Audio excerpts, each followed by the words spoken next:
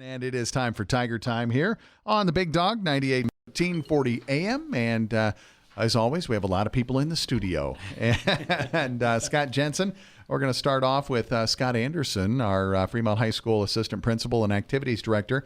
Had a great fall, and hopefully that carries into winter, right? That's right. The kids did awesome this fall. We, like I said, pretty much every sport had highlights galore from the season. Obviously, football finished 5-4, first back-to-back winning season since I think like 1985. Yeah, it's been a while. Yeah, so big deal for them. They had a great year, and we were just one spot out of making the playoffs. So great season for them. Volleyball, we all know, state tournament, first time since 1983. Pretty cool for them. Also set the school record for wins in the season. Scott, how old were you in 1983? I was 2 at that time.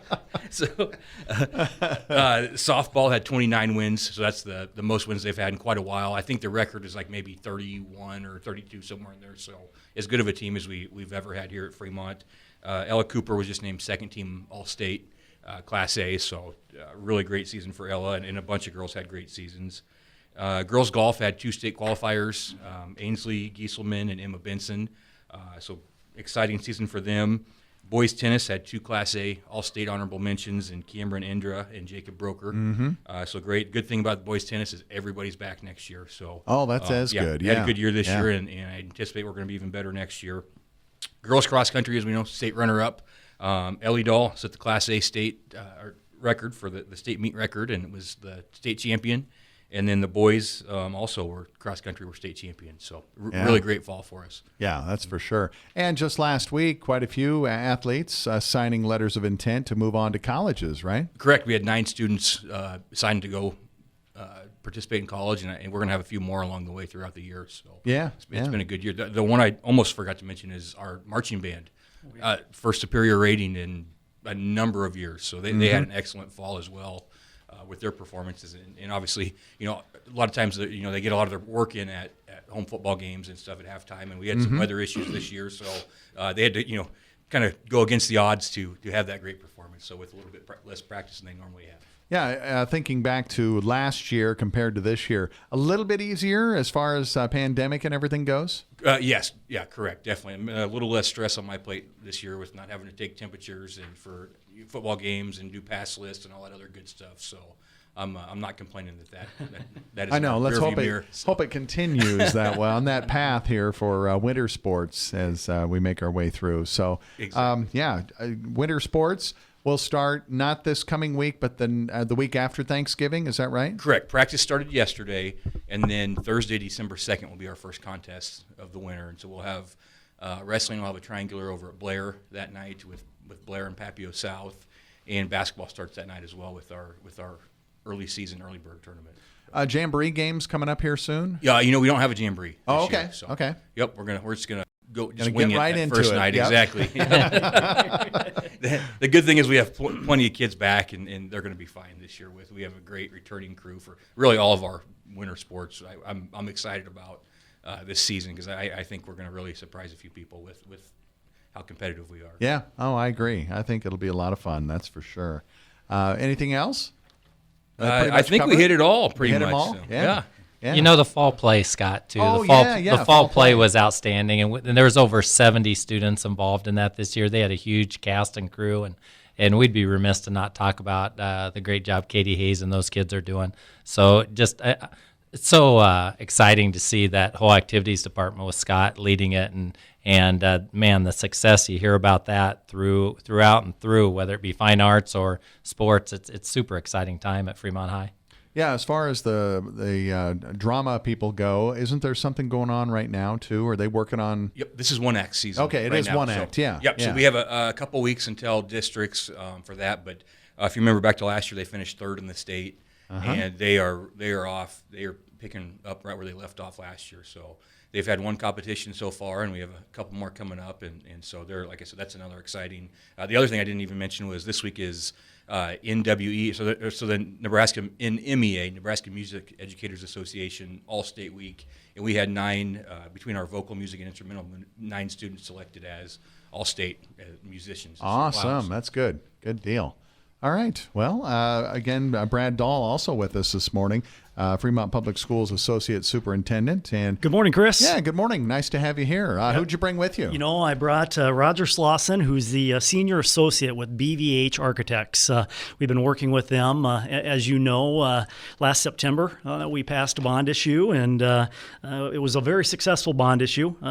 We had 65% in favor vote, and that really speaks positively about how our community is supporting the work that needs to be done within our school system. Yeah, for sure. Roger, a lot of change orders already? I'm just kidding. No. Hopefully none, Chris.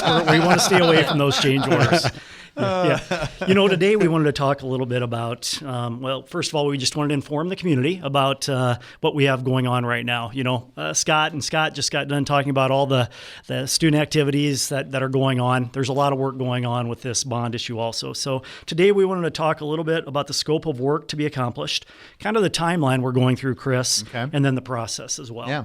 Yeah. Yeah, so you talked a little bit about this yesterday at our chamber meeting, but you guys are meeting at least twice every week, aren't you? That's right. You know, we try to meet each morning on Wednesdays and Thursdays from 8 to noon Right. to address the project list that's going on. So, you know, as a reminder, we have a lot of work. The scope that needs to be done with this bond issue includes 3 new elementaries, a major renovation to Fremont High School, including the overall campus. As we've started to look at the work that needs to be done, Roger and his team have started to look at the overall design for the entire master plan of the high school campus.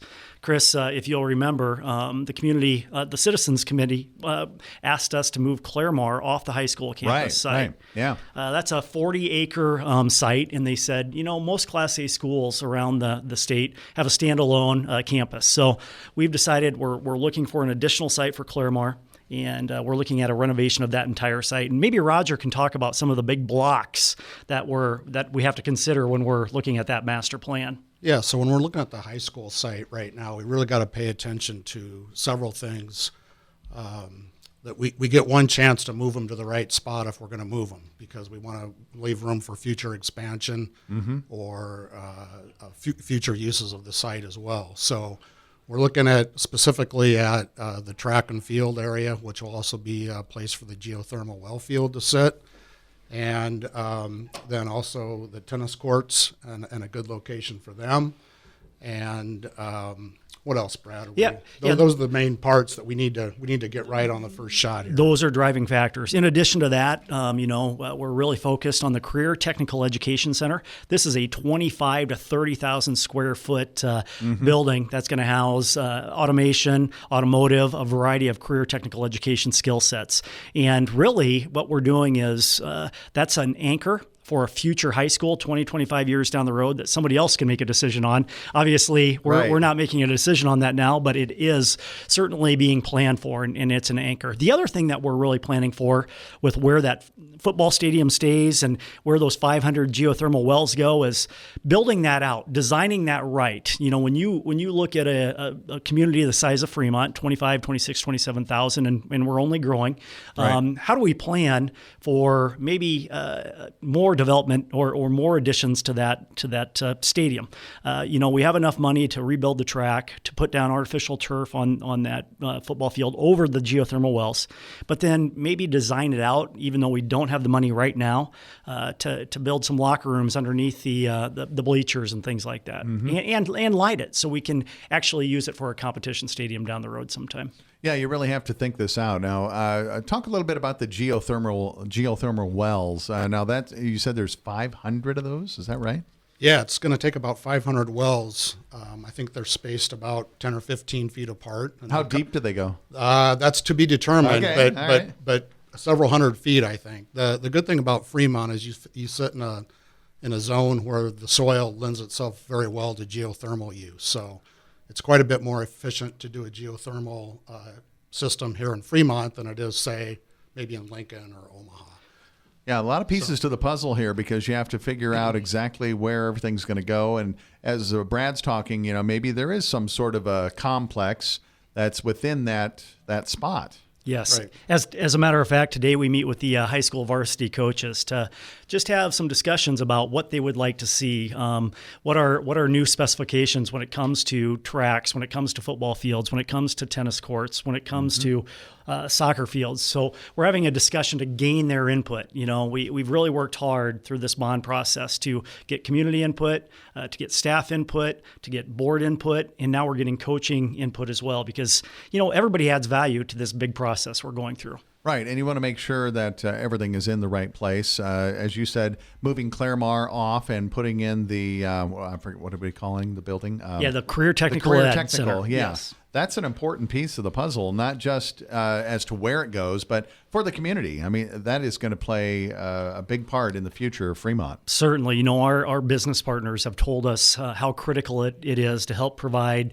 skills to some of our kids that will help them in the workforce. And, you know, some of these jobs pay over $100,000 Right.